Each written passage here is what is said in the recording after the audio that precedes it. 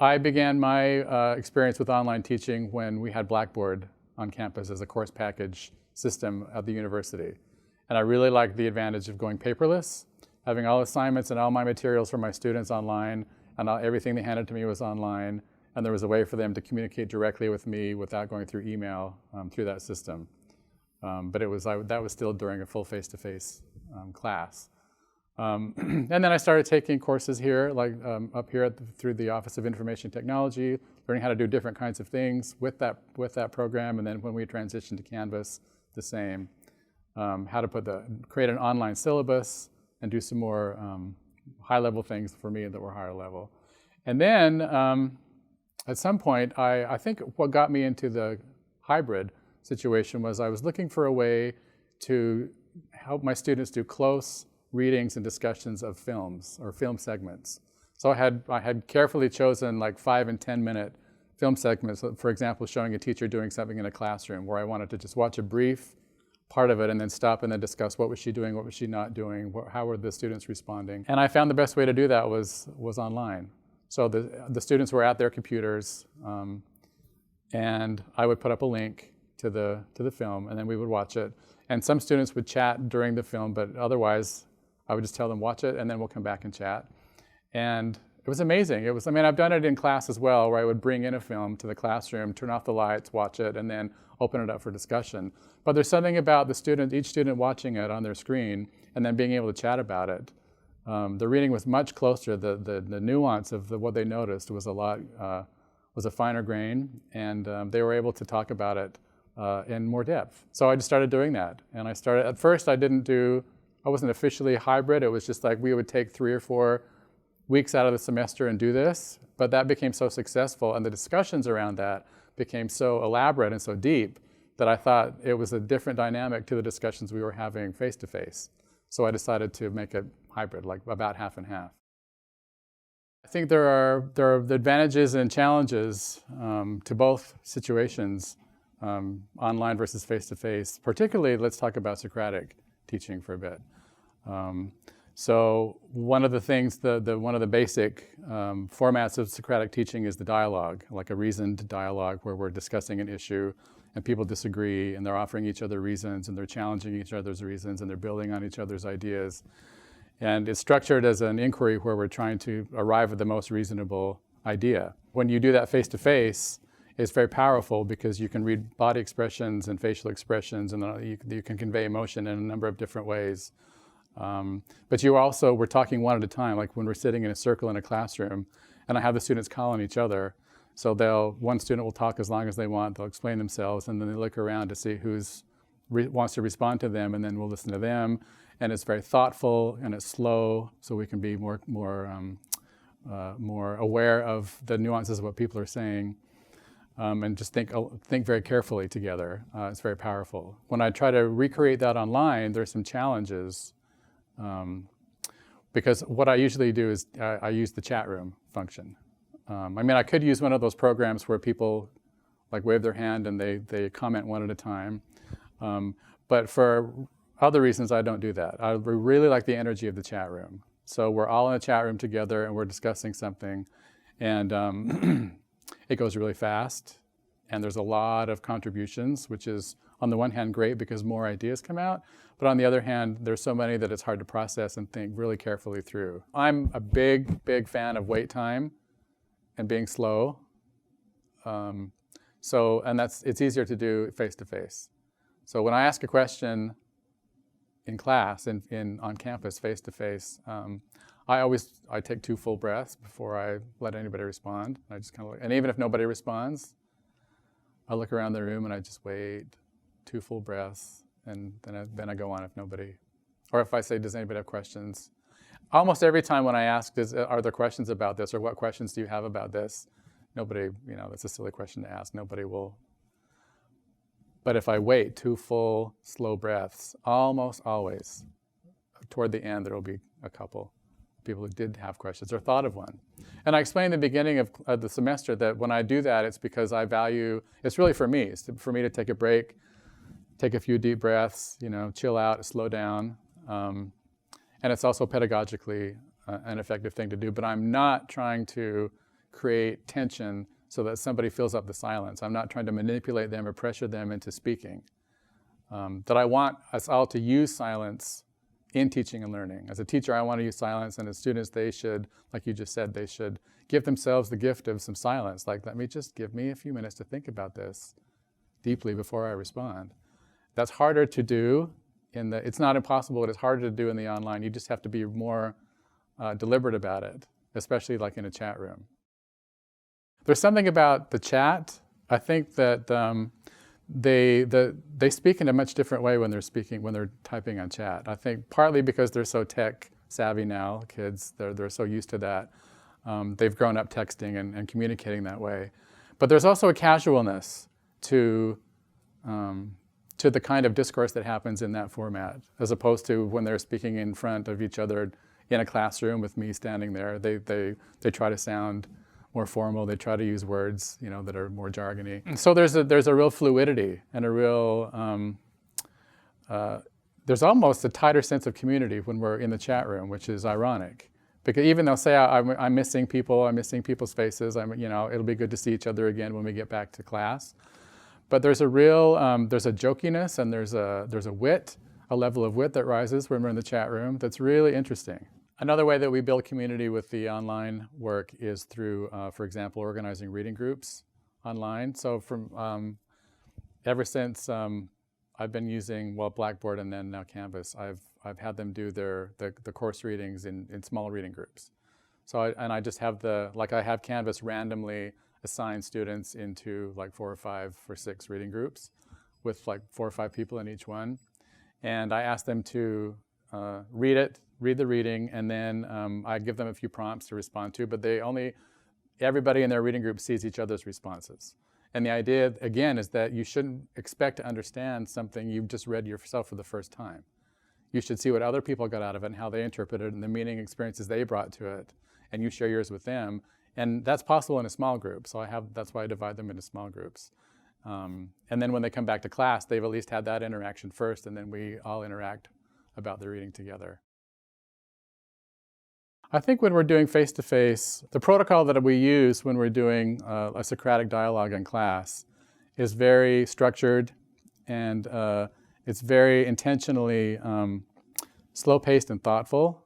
And I want as much of that as possible to transfer into the online discussions. So when we're having an online discussion, even though it's fast and there's a lot of people talking at once, I want them to try to listen for reasons, listen for arguments, make sure that they're giving reasons, they're asking each other why would you say that, and is there another point of view, that kind of thinking.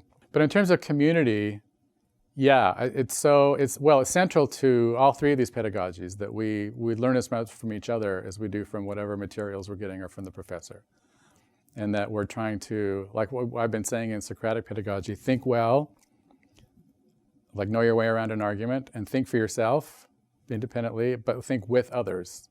Listen to people who disagree with you and consider what they're saying. You have to think with others. How do you even know what your own idea is if you've never talk to anybody else about it, especially someone who disagrees with you? How do you even know what you believe?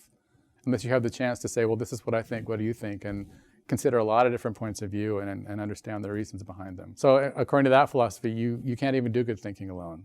And I teach that, and I try to practice it, and I'm trying to show students there are many different ways that you can make that happen, where people can think together about something in a classroom. And as the philosophers of education, I want them to decide where each kind of activity is appropriate. First of all, don't be afraid. Dive in and experiment and see what works. But I guess, again, as a philosopher of education, I would say reflect on your educational goals. What kinds of educational experiences do you want your students to have with you? And what kind of teaching do you want to be able to do?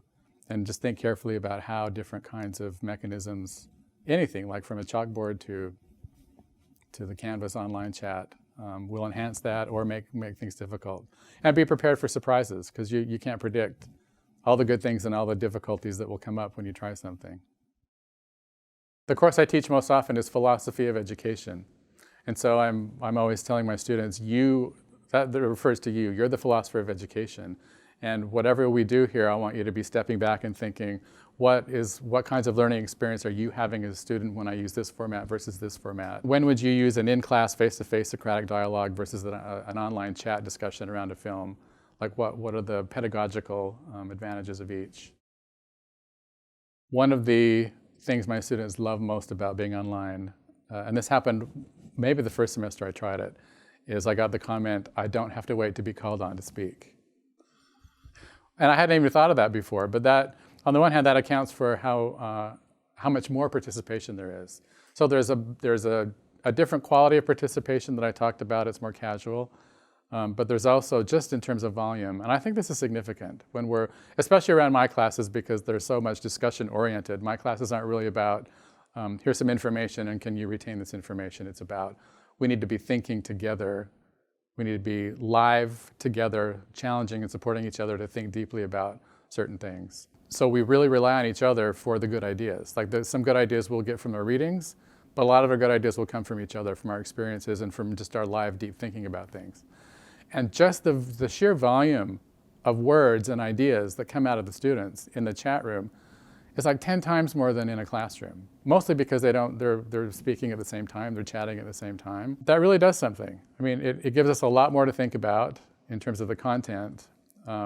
And it shows them a different side of each other than they see in the classroom. And many of my students will say, I'm so shy in class, I don't dare speak, and I know I should, I'm trying to speak more. But when they're behind the screen and they're just chatting, they have a lot to say.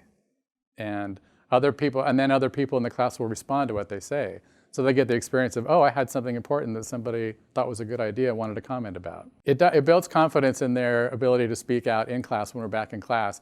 And that's something they've told me. And that's something they regularly tell me in our course evaluations, that they have learned how to be more confident speaking in class because they got such positive response in the chat room. For me, that's the biggest advantage of online, is the volume and the nature of the participation among the students and with me that happens in the chat room. And another one is, another advantage I mentioned before about this, the ability to do a close reading of the film that we're watching. And I'm not exactly sure why that is, because we see the same film if we're watching it in class. I do show little segments in class as well. It might just be, again, because of the opportunity to not wait to be called on. And if there's 30 people watching something, but only 3 people are able to say what they saw and noticed in class, because that's all the time we have, and we have to wait and listen to what everybody says, that we get that much. But if like 10 people online notice different things, we're getting a much different nuanced reading of what we just saw, and that makes for a more interesting discussion. So the way I handle participation, my rule is I tell students, you need to be posting a question or a comment at least every 10 or 15 minutes to get attendance credit for that day. And it's really easy to go through the log and see who did and who didn't.